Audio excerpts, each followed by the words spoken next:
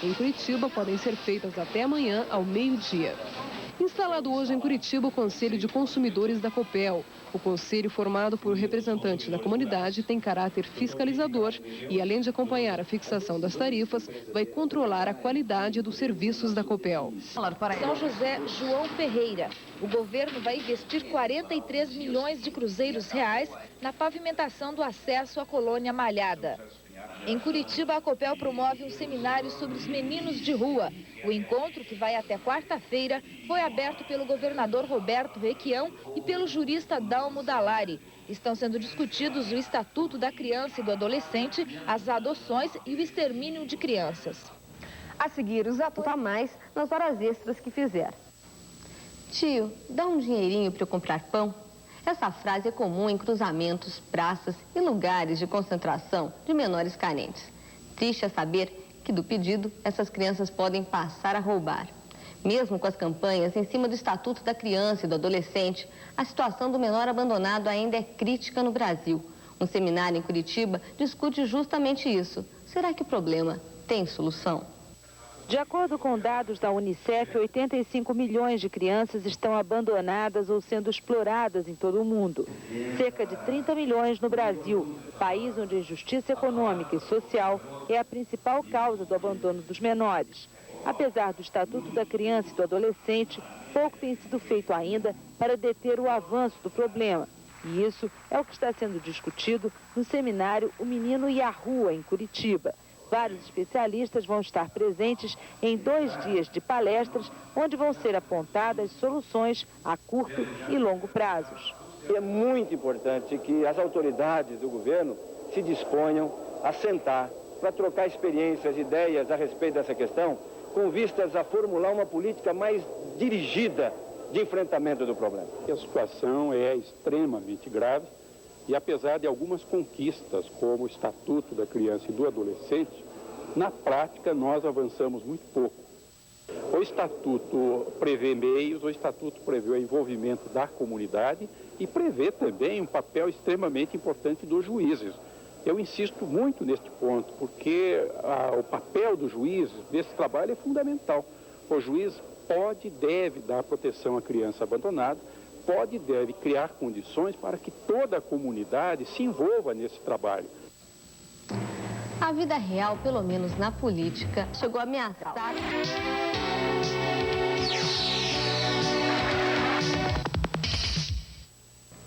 Foi aberto hoje em Curitiba um seminário que vai discutir a questão dos meninos de rua. A situação é alarmante. Só em Curitiba, mais de 1.000 crianças ganham a vida nas ruas. Pelas ruas e praças de Curitiba, o drama das crianças de rua não é diferente das grandes capitais brasileiras. Uma pesquisa feita mostrou que 70% delas abandonaram a escola. A maioria tem pai e mãe. 46% comem em casa e 4% não comem nada. Os maiores problemas continuam sendo os mesmos: o uso de drogas, a fome, o frio, a família e o medo da polícia. De acordo com os últimos levantamentos, Curitiba tem hoje 1.154 crianças de rua. E 80% delas moram com a família, mas passam o dia todo na rua. E 20% moram definitivamente nas ruas da cidade. Uma informação que preocupa é a confirmação do extermínio de crianças de rua em Curitiba. Lá pro meio do matão e mata lá e ninguém descobre. Tipo, pega de madrugada assim, ó, tipo... Piar, adolescente de 17, 18 anos, leva assim, coloca no camburão, leva para quebrado, fecha lá. Se não tem dinheiro para fazer acerto, libera. Se não tem dinheiro, mata por aí, se não leva para cadeia. Para discutir o menino e a rua, a Fundação Copel organizou este seminário com representantes de entidades de assistência, deputados, empresários e juízes. O objetivo, discutir e tentar encontrar soluções para o menino de rua. Não devem passar por internamentos tipo FEBEMs ou escolas correcionais. Nós deveríamos estar preocupados em dar casas-lares, lares substitutos, adoção ou programas de fortalecimento familiar. Porque, como nós vemos na pesquisa, essas crianças saem de casa para trabalhar, porque os pais precisam que eles trabalhem. Mas existem alguns exemplos que podem ser seguidos. Com boa vontade, o menor pode sair das ruas. O Charles tocou durante 5 anos nas ruas de São Paulo e conhece como ninguém o drama dos meninos de rua. Para o moleque de rua, menina de rua, se ele quiser, independente do que o governo tem que fazer, ele tem como sair da rua? Ele tem, né? Vai depender dele, né? Da força de vontade dele de querer batalhar para um benefício próprio, né? De si mesmo, né? Procurar alguma coisa de bom, sair da prostituição, das drogas, de roubo. Eu acho que isso daí não leva a nada para ninguém, né? Vai depender dele. Ok, vamos terminar esse nosso papo então, tocando um pouquinho, pode ser? Pode ser. Então, vamos lá.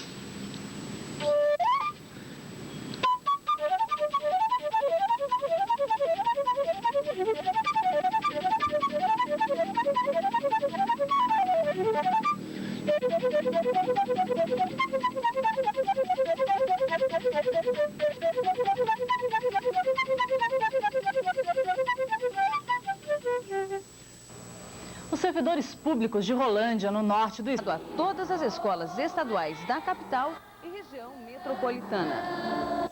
E as alternativas para ajudar os meninos de rua do Brasil são tema de um encontro que está sendo realizado em Curitiba. Participam políticos, juristas e representantes de entidades de todo o país. Além de debater os problemas dos menores, durante o encontro eles querem apresentar soluções. O objetivo é tentar diminuir o número de crianças abandonadas. Segundo a Unicef, elas são mais de 30 milhões. Nesta reunião, também está sendo discutido o Estatuto da Criança e do Adolescente. De acordo com alguns juristas, ele muitas vezes é mal utilizado. A conclusão a que se pode chegar é que foi criado um instrumento extremamente importante que oferece saídas, oferece caminho, que é o Estatuto, e, no entanto, a aplicação vem sendo muito retardada. Não havendo salário, não havendo emprego, vai haver sempre menor de rua, porque o menor abandonado é filho do maior abandonado. A agricultura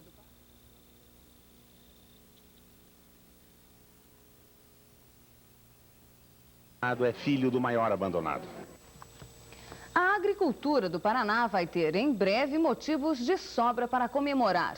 É que o estado vai ganhar o mais avançado sistema de previsões meteorológicas da América do Sul. O novo serviço pode diminuir em até 25% os prejuízos com chuvas de granizo e vendavais. Este ano o Brasil foi marcado pelas mudanças bruscas do tempo. Plantações inteiras se perderam pouco antes da colheita por causa da chuva. Os vendavais arrasaram cidades, causando mortes e destruição. E as enchentes desabrigaram famílias com o alagamento de várias cidades. A meteorologia do Brasil hoje não pode mudar as condições do tempo, mas pode prever com mais antecedência tudo o que vai acontecer e o que pode ser feito para evitar as complicações. Basta para isso um sistema e equipamentos mais sofisticados. É um projeto deste tipo que está sendo implantado agora no Paraná. A Companhia Paranaense de Energia, a Universidade Federal e o Instituto Agronômico do Paraná se uniram para montar um sistema que tem um investimento de 30 milhões de dólares e que dentro de 5 anos vai ser o melhor sistema de meteorologia de toda a América Latina. O trabalho já começou, com os técnicos da universidade preparando um levantamento geográfico do estado do Paraná, onde nada é esquecido. Até as rodovias são mapeadas. Tudo é feito com uma nova técnica, o geoprocessamento, que é a transferência do real para o computador. Com esta fase concluída, serão interligadas ao sistema 160 estações meteorológicas automáticas, estações de satélite, 3 radares meteorológicos e localizadores de raios. Maior segurança para o turismo, para o comércio e para vidas humanas. Quando todo o esquema estiver funcionando, o Paraná com a central de informações e os estados de São Paulo, Mato Grosso do Sul e Santa Catarina com extensões vão saber com antecedência de 24 horas e com toda certeza todas as turbulências do tempo. E com isso vão poder evitar riscos à população e prejuízos a vários setores. Só a agricultura, por exemplo, pode economizar 200 milhões de dólares por ano com uma previsão bem feita. A segurança das informações das estações de superfície automatizadas, juntamente com os radares que estarão instalados, trarão seguramente informações precisas da evolução do tempo presente, como o das horas seguintes. Ainda bem, até há pouco tempo as previsões do tempo fornecidas pelos institutos de meteorologia eram objetos de gozação. Ninguém acreditava, bastava anunciar que ia chover para todo mundo sair à vontade. Bastava o anúncio de que não ia chover para o cidadão já tirar o guarda-chuva do guarda-roupa, a sua capa e sair pelas ruas. Esta era a ridicularização do sistema que quase nunca acertava. Mas agora, com estes novos equipamentos, deve melhorar as coisas. Para a agricultura é fundamental a previsão de chuvas, a previsão atmosférica. O agricultor precisa saber se vai chover para ele preparar as suas máquinas para o trato da terra. Ele precisa saber se vai chover para preparar as sementes para o seu plantio. Ele precisa saber, enfim, sobre as condições de tempo para conduzir o crescimento da sua cultura. Com tudo isso, este serviço vem melhorar extraordinariamente as condições de previsão. E com isso, a agricultura, em resposta a isto, vai produzir mais. O mercado do dólar.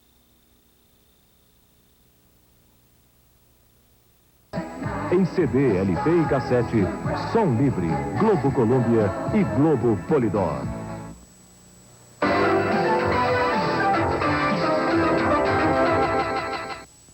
Faltam 8 minutos para as 8 horas. A Copel vai vender ações na Bolsa de Valores. A decisão foi tomada pelo Conselho de Administração da Copel como uma forma de capitalizar a empresa e melhorar os serviços. E quem explica essa decisão é o presidente da Copel, João Carlos Cascais.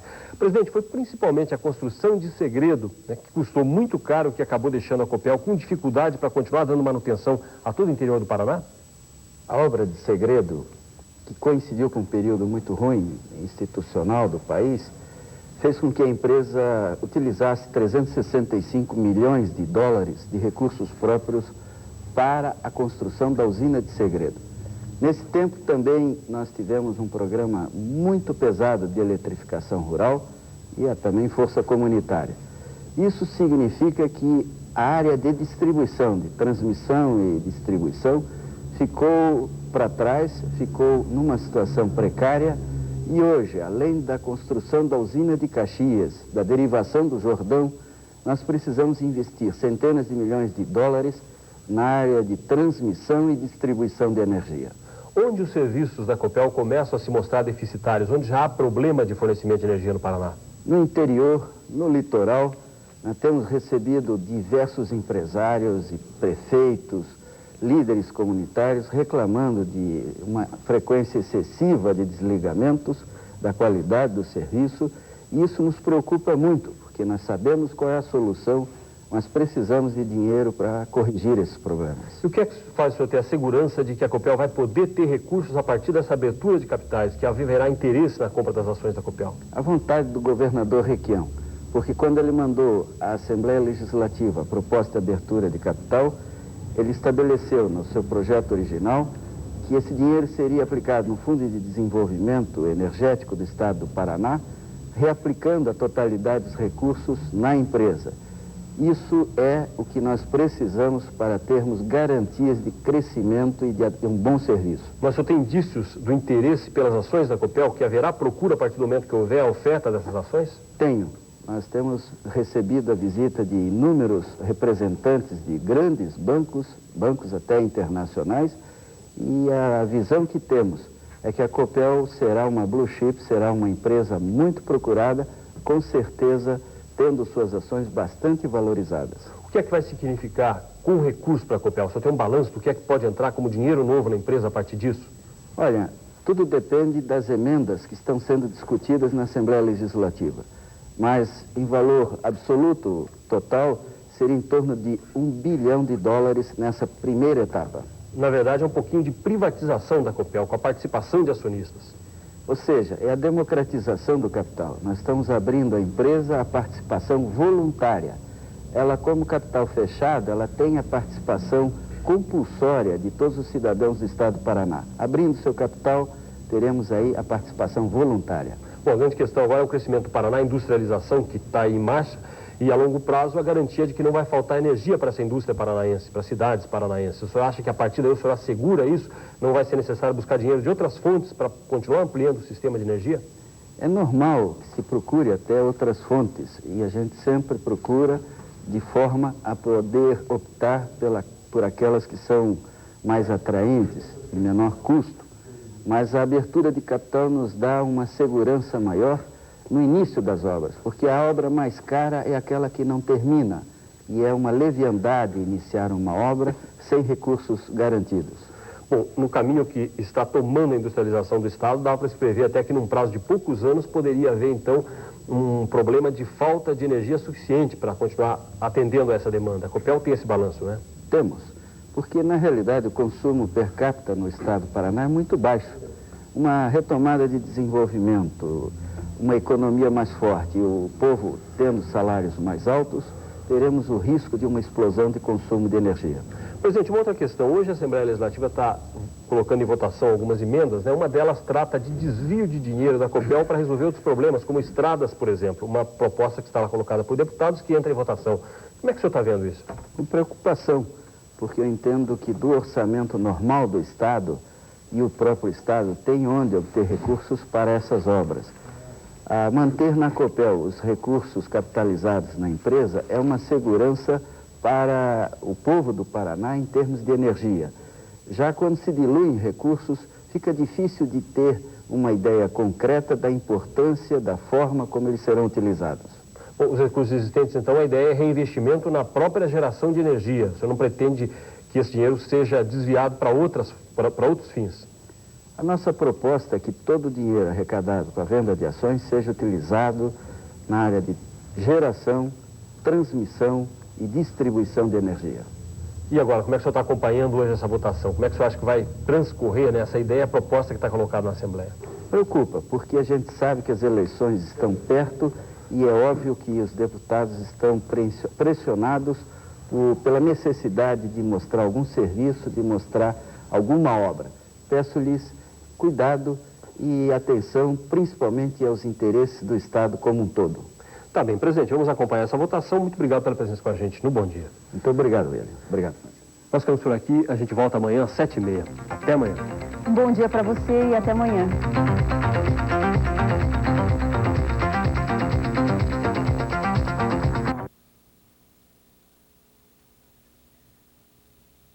Aprovado. Com ou sem a venda das ações da Copel, a companhia vai continuar investindo no setor elétrico. Isso porque cansou de esperar os deputados chegarem a uma decisão e vai abrir o capital. Em outras palavras, vai negociar ações nas bolsas de valores.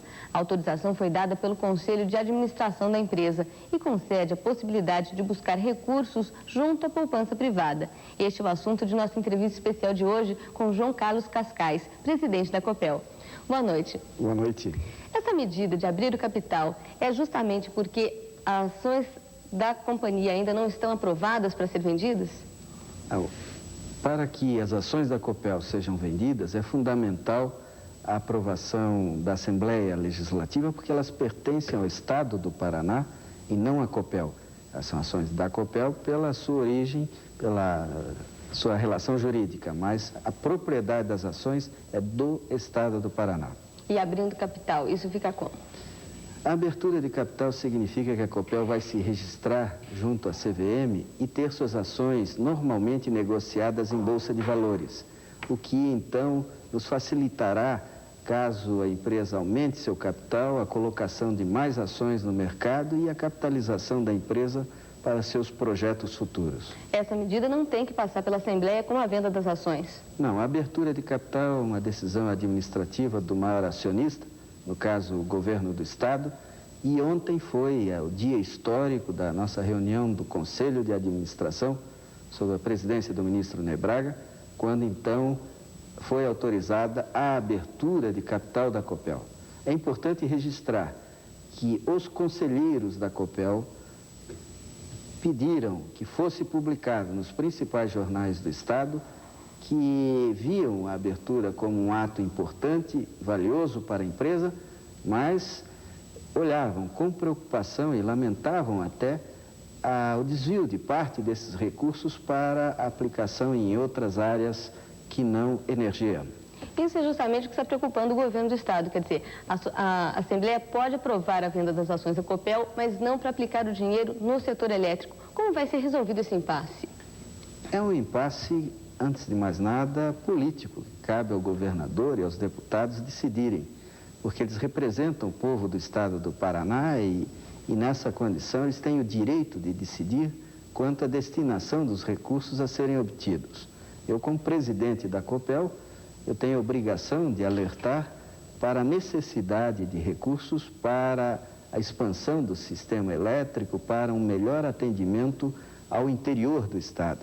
Nós temos muitas regiões onde o nosso serviço é carente e precisaria de muito dinheiro para melhorar. Muito obrigada por sua participação aqui hoje na SCC Manchete. Bom, e por hoje é só. Muito obrigada pela companhia, uma boa noite e até amanhã.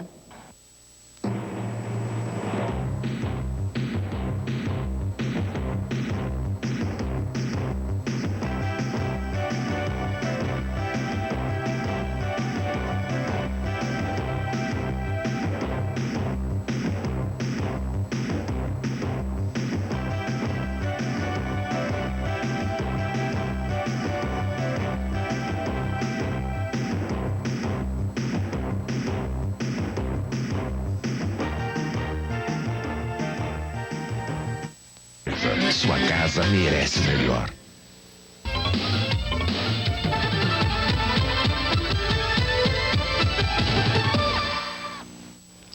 Boa tarde. Algumas sessões desta semana soltaram faísca e quase pegaram fogo no plenário da Assembleia Legislativa do Paraná. A razão foi a votação para democratizar o capital da Companhia Paranaense de Energia Elétrica. No final, os deputados acabaram autorizando o governo do estado a vender 100% das ações preferenciais e 30% das ações ordinárias da Copel. A votação para a abertura do capital da companhia dividiu as opiniões de deputados favoráveis e os contrários à iniciativa. O projeto está sendo analisado pelo governador Roberto Requião, que pode acolher ou vetar algumas mudanças feitas pelos deputados. É sobre esse assunto que eu converso agora com o presidente da Copel, João Carlos Cascais. Boa tarde, presidente. Boa tarde, Pedro. E em que aspecto essa pseudo-privatização ou democratização do capital pode ser benéfica para a Copel, presidente? Olha, nós vamos receber nos próximos 2 anos recursos de risco de investimento do Estado do Paraná como nunca tivemos na história da empresa.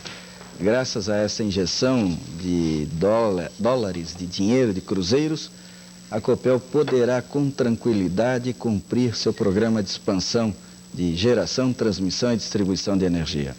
Então, se vai entrar dinheiro por aí, se abrir o capital é um bom negócio para a Copel, então por que o Sindicato dos Urbanitários resistiu a essa iniciativa do governo do estado, da própria Copel?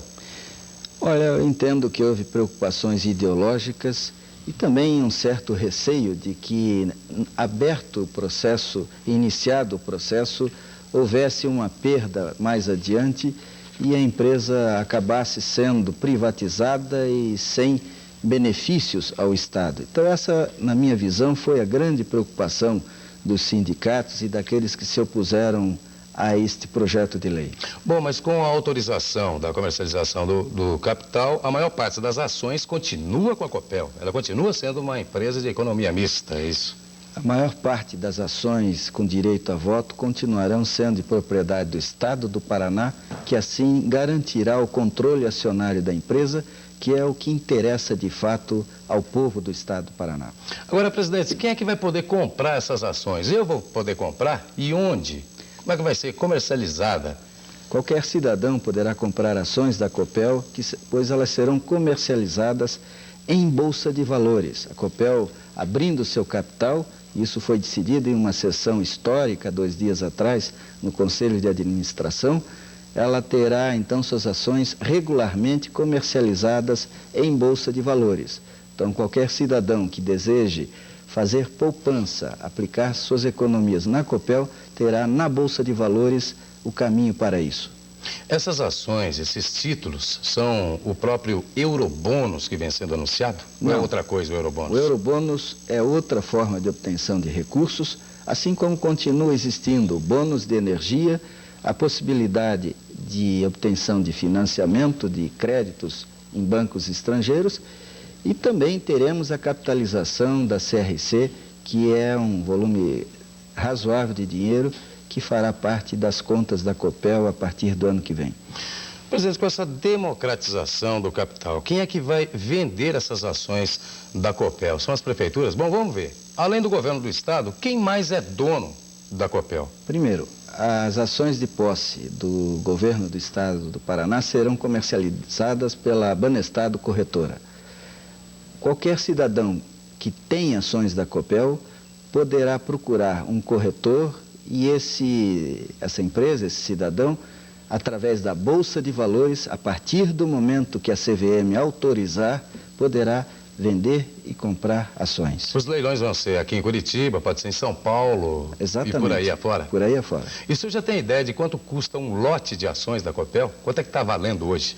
Está em torno de $9,30 e poucos centavos, um lote de 1.000 ações. 1.000 ações. Né?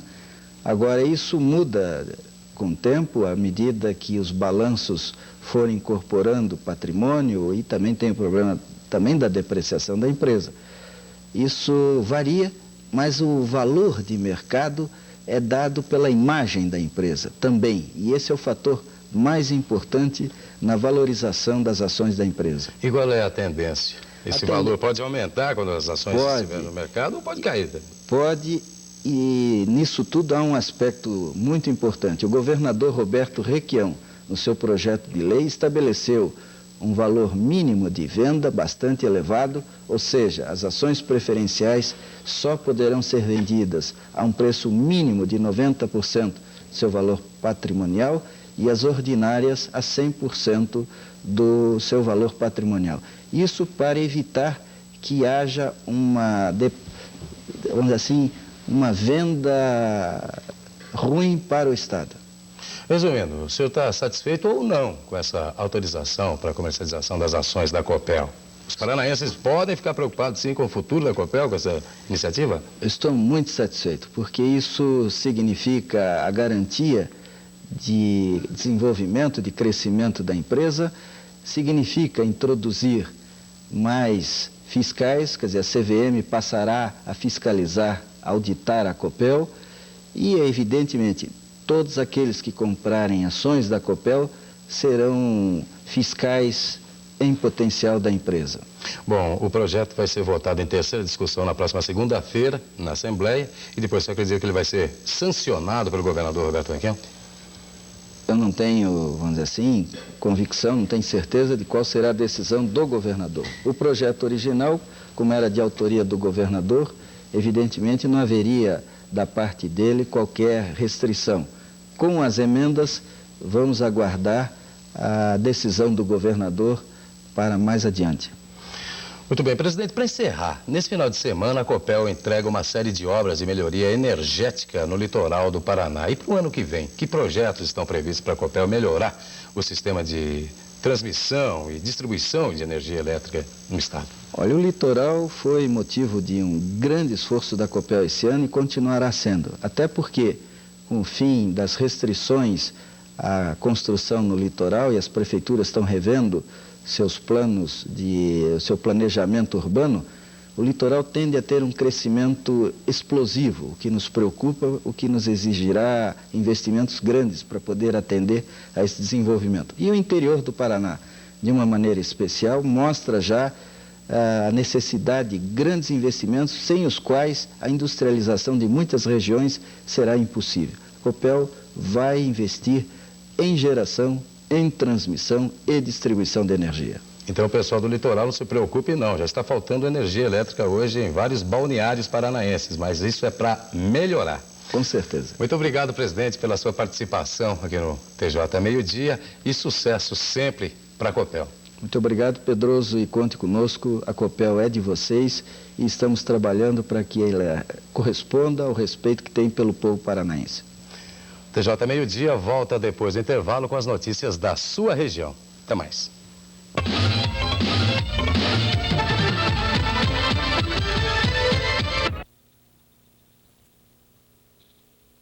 Magno, milhões de dólares até o fim das obras, em dezembro deste ano. Suspeita de superfaturamento no projeto da hidrelétrica de Salto Segredo. O projeto foi feito e executado pela empresa de engenharia MDK de Curitiba. Por ordem do governador Roberto Requião, a Copel não renovou o contrato com a empresa, que também seria responsável pelo desvio do Rio Jordão, para aumentar a capacidade da usina de Segredo. A Copel assumiu o projeto e já está realizando uma auditoria para investigar a suspeita de superfaturamento. Está sendo feita uma auditoria na Copel para levantamento de dados e podermos mais tarde ter um julgamento do que aconteceu.